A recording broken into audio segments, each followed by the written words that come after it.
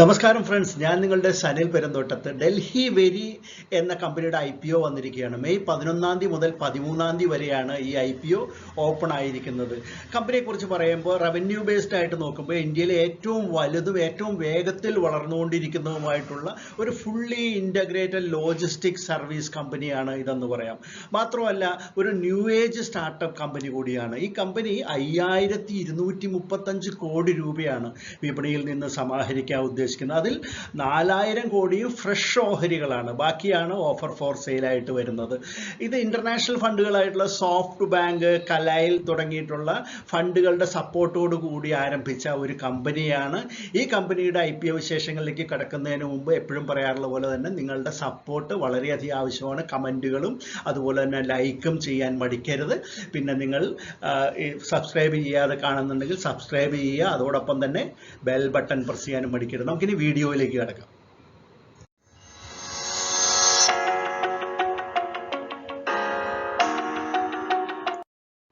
Delhi very limited ഇത് ഹരിയാനയിലെ Gurgaon base ചെയ്തിട്ടുള്ള ഒരു കമ്പനിയാണ്. 2011 സാഹിൽ ബർവ, മോഹിത് ടാൻഡൻ, ഭവേഷ് മംഗ്ലാനി, സൂരജ് സഹാരൻ, പിന്നെ കപിൽ ഭാരതി തുടങ്ങിയിട്ടുള്ള കുറച്ച് പേര് ചേർന്ന് ആണ് ഈ കമ്പനി രൂപം കൊടുത്തത്. ഇത് ലോജിസ്റ്റിക്സ് മാത്രമല്ല, ഇ-കോമേഴ്സ് സപ്ലൈ ചെയിൻ കമ്പനി കൂടിയാണ്.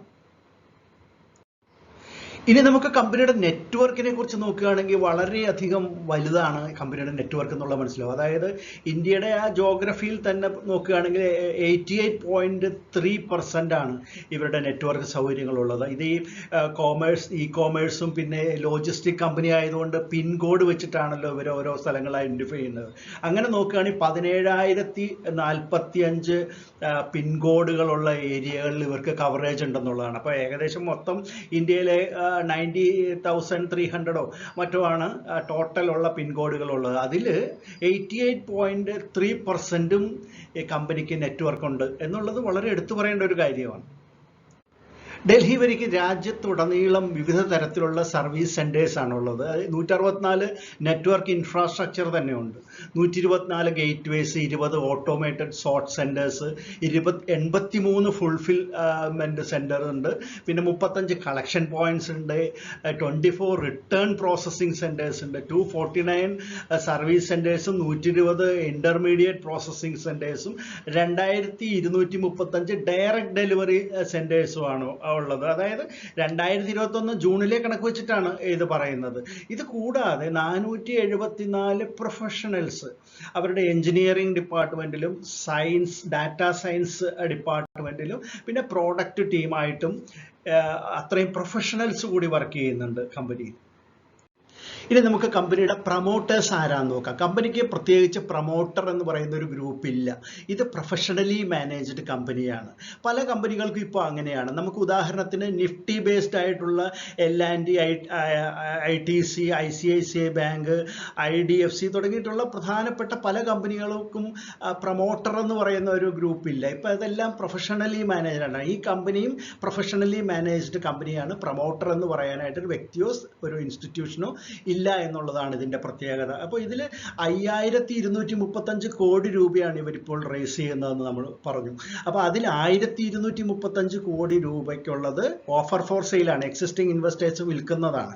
അതിൽ ഇപ്പോൾ നമുക്ക് നിലവിലുള്ള ചില ഇൻവെസ്റ്റേഴ്സ്, അതായത് ഫൗണ്ടേഴ്സിൽ പെടുന്ന 5 പേരിലുണ്ടായിരുന്ന ഒരു 3 പേര് അവർ ഓഹരികൾ വിറ്റഴിക്കുന്നുണ്ട്. അതുകൂടാതെ ഈ കമ്പനിയുടെ ആദ്യകാലത്ത് കമ്പനിക്ക് ഫിനാൻസ് ചെയ്തിരുന്ന ഇന്റർനാഷണൽ ഫണ്ടുകൾ അവരും ഈ കമ്പനി ഇപ്പം നല്ല നിലയിലായിട്ട് ഇപ്പോൾ ഒരു പബ്ലിക് ഇഷ്യൂ നടത്തുന്ന സമയത്ത് അവരുടെ കൈവശമുള്ള ഓഹരികളിൽ പാർഷ്യലായിട്ട് കുറച്ച് ഭാഗങ്ങൾ അവർ വിറ്റഴിക്കുന്നുണ്ട്.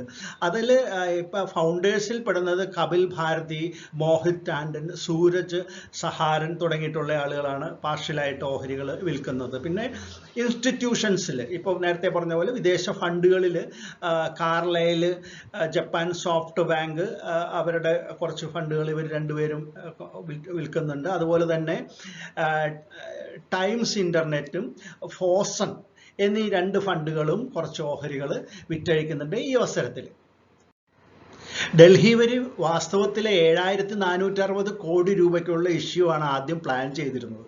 പിന്നീട് മാർക്കറ്റ് കണ്ടീഷൻ വല്ലാത്ത ഒരവസ്ഥയിലേക്ക് എത്തുകയും ഇപ്പോൾ ഈ യുക്രൈൻ പ്രോബ്ലവും ഒക്കെ വന്ന കാരണം അവർ അത് കുറയ്ക്കുകയായിരുന്നു 5235 കോടി രൂപയായിട്ട്. അതിൽ 4000 കോടി രൂപയ്ക്കുള്ള ഫ്രഷ് ഇഷ്യൂ ആണെന്ന് നമ്മൾ പറഞ്ഞു. അത് എന്തിനു വേണ്ടിയിട്ടാണ് ഉപയോഗിക്കുന്നതെന്ന് നമുക്ക് ഒന്ന് നോക്കാം. അതായത് 2000 കോടി രൂപ അവർ ഉദ്ദേശിക്കുന്നത് ഇന്റേണൽ ഗ്രോത്തിനാണ്, ഓർഗാനിക് ആയിട്ടുള്ള ഗ്രോത്തിന് വേണ്ടിയിട്ടാണ്, കമ്പനിയുടെ വികസന പ്രവർത്തനങ്ങൾ നടത്തുന്നതിന് വേണ്ടിയിട്ട്. പിന്നെ ഒരു ബാക്കി 1000 കോടി രൂപ അവർ ഉദ്ദേശിക്കുന്നത് അക്വിസിഷനുകൾക്കും പിന്നെ സ്ട്രാറ്റജിക് ആയിട്ടുള്ള മറ്റു കാര്യങ്ങളുടെ ഡെവലപ്മെന്റ്സിന് വേണ്ടിയിട്ടും പുതിയ ഓഫീസുകൾ സ്റ്റാർട്ട് ചെയ്യുന്നതിനൊക്കെ വേണ്ടിയിട്ടാണ് ബാക്കി ഒരു 1000 കോടി രൂപ ഉപയോഗിക്കാൻ ഉദ്ദേശിച്ചിരിക്കുന്നത്. പിന്നീട് വരുന്ന ഒരു 1000 കോടി രൂപ അവർ കോർപ്പറേറ്റ് പർപ്പസസിന്, ജനറൽ പർപ്പസസിന് വേണ്ടിയിട്ട് ഉപയോഗിക്കാനുമാണ് ഉദ്ദേശിച്ചിരിക്കുന്നത്.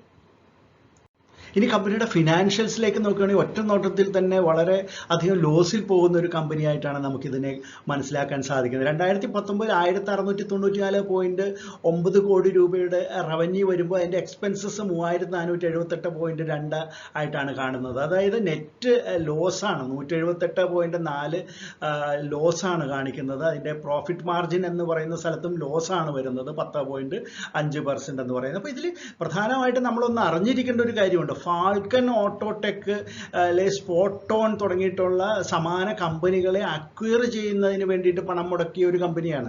അതായത് ഡെവലപ്മെൻറ്റിനും അതുപോലെ മറ്റ് ഒരു ഡെവലപ്മെൻ്റൽ ഇനീഷ്യേറ്റീവുകൾക്കും വേണ്ടിയിട്ട് ഒരു ആപ്പിറ്റൈറ്റ് ഉള്ള ഒരു കമ്പനിയാണിത്. അപ്പോൾ അത്തരത്തിലുള്ള എക്സ്പെൻസസ് കൂടുതൽ വന്നതുകൊണ്ട് തന്നെ ആയിരിക്കണം ഇത്തരത്തിൽ ലോസ് ഉണ്ടായിട്ടുള്ളതെന്നാണ് ഇതിൽ നിന്ന് മനസ്സിലാക്കാൻ സാധിക്കുന്നത്. എന്തായാലും നമുക്ക് കാണാൻ സാധിക്കുന്നത് നെറ്റ് ലോസാണ് ഈ പറയുന്ന എല്ലാ വർഷങ്ങളിലും. ഏറ്റവും ഒടുവിൽ 2021, 2022 എന്ന് പറയുന്ന വർഷത്തെ ആദ്യത്തെ 3 ക്വാർട്ടറിൽ തന്നെ 894.3 കോടിയുടെ ലോസ് ഇവിടെ കാണിക്കുന്നുണ്ട്. അതുപോലെ തന്നെ മാർജിൻ പെർസെൻറ്റേജ് കാണുന്നതും 18.2 എന്നുള്ള ലെവലിലുള്ള ഒരു ലോസായിട്ട് നഷ്ടത്തിൽ തന്നെയാണ് കാണിക്കുന്നത്. പക്ഷേ ഇത്തരത്തിലുള്ള ഒരു ഡെവലപ്മെൻ്റൽ പ്രവർത്തനങ്ങളുമായിട്ട് മുന്നോട്ട് വന്നിട്ടുണ്ട്. കമ്പനി ഇപ്പോൾ IPO നടത്തി ഫണ്ട് കൂടുതൽ ഏകദേശം 4000 കോടി രൂപയുടെ ഫണ്ട് കമ്പനിയിലേക്ക് പമ്പിൻ ചെയ്യുന്നുണ്ട്. അത് കഴിയുമ്പോൾ കമ്പനി തീർച്ചയായിട്ടും ഒരു മികച്ച നിലയിലേക്ക് വരുമെന്നുള്ളൊരു ശുഭപ്രതീക്ഷയാണ് നമുക്ക് കമ്പനി തരുന്നത്. കമ്പനിയുടെ EPSഉം മൈനസാണ്, 8.05 എന്നാണ് കാണിക്കുന്നത്. PE റേഷ്യോ അവൈലബിൾ ആയിട്ടില്ല.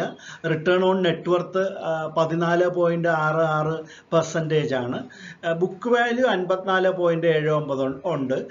പിന്നെ ഇതിൻ്റെ കോമ്പറ്റീറ്റേഴ്സ് ആയിട്ട് നമ്മൾ പ്രധാനമായിട്ട് കാണേണ്ടത് ബ്ലൂ ഡാർട്ട് പോലെയുള്ള കമ്പനികളാണ്. ബ്ലൂ ഡാർട്ട് ഉണ്ട്. പിന്നെ നമുക്കറിയാവുന്ന പ്രശസ്തമായിട്ടുള്ള ഗ്രാബ്, എക്സ്പ്രസ് ഡീസ്, പിന്നെ ഗ്ലോവോ, ഷിപ്പ് റോക്കറ്റ്, നിഞ്ച വാൻ തുടങ്ങിയിട്ടുള്ള കമ്പനികളും ഇതിൻ്റെ കോമ്പറ്റീറ്റേഴ്സ് ആയിട്ട് വരുന്നുണ്ട്.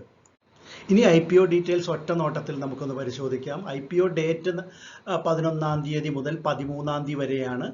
അതുപോലെ ഏറ്റവും പ്രധാനപ്പെട്ട കാര്യം ഇതിൻ്റെ പ്രൈസ് ബാൻഡാണ്. ഈ ഓഹരിയുടെ ഫേസ് വാല്യൂ എന്ന് പറയുന്നത് 1 രൂപയാണ്.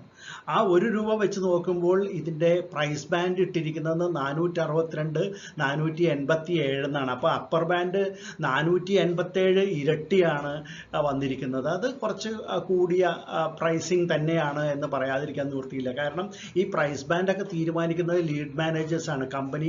കമ്പനിയുടെ ലീഡ് മാനേജ് മർച്ചൻറ്റ് ബാങ്കേഴ്സാണ് ഇത് തീരുമാനിക്കുന്നത്. അപ്പോൾ അവർ കുറച്ച് ഹൈ പ്രൈസ് ഇട്ടിരിക്കുന്നതാണ് എന്നാണ് എനിക്ക് വ്യക്തിപരമായിട്ട് തോന്നുന്നത്.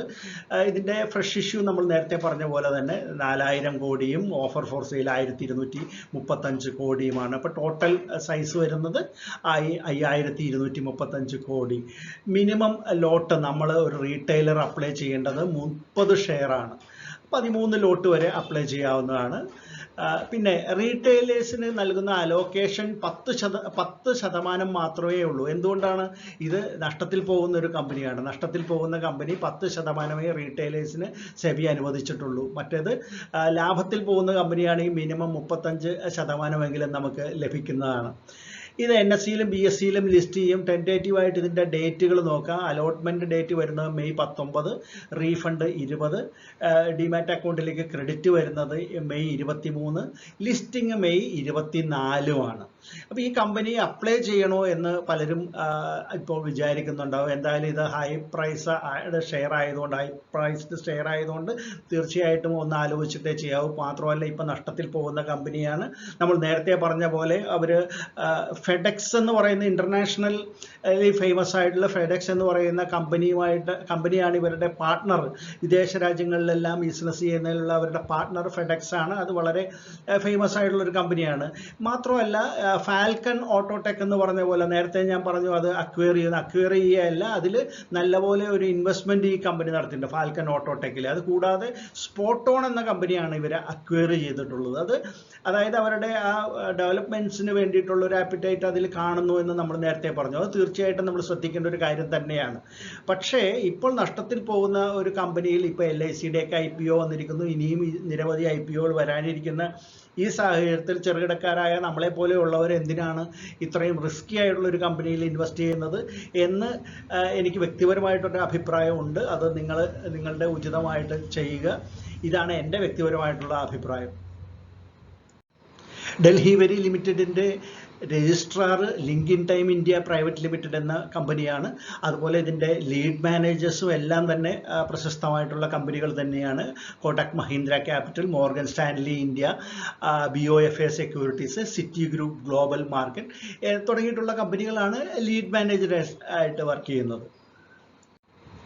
ഡൽഹിവരി ലിമിറ്റഡിൻ്റെ IPO വിശേഷങ്ങളാണ് ഞാൻ നിങ്ങളുമായിട്ട് പങ്കുവച്ചത്. നിങ്ങൾക്ക് ഇഷ്ടപ്പെട്ട് കാണുമെന്ന് കരുതുന്നു. ഇഷ്ടപ്പെട്ടെങ്കിൽ തീർച്ചയായിട്ടും ലൈക്ക് ചെയ്യാൻ മടിക്കരുത്, കമൻറ്റ് ചെയ്യാനും മടിക്കരുത്. പിന്നെ നിങ്ങൾ ബെൽ ബട്ടൺ പ്രസ് ചെയ്യണം, സബ്സ്ക്രൈബ് ചെയ്തതിന് ശേഷം. കമൻറ്റുകൾ വളരെ വിലപ്പെട്ടതാണ്. നമുക്കിനി അടുത്ത IPO വിശേഷമായിട്ട് ഉടനെ തന്നെ വീണ്ടും കാണാം. അതുവരെ നന്ദി, നമസ്കാരം, ബൈ.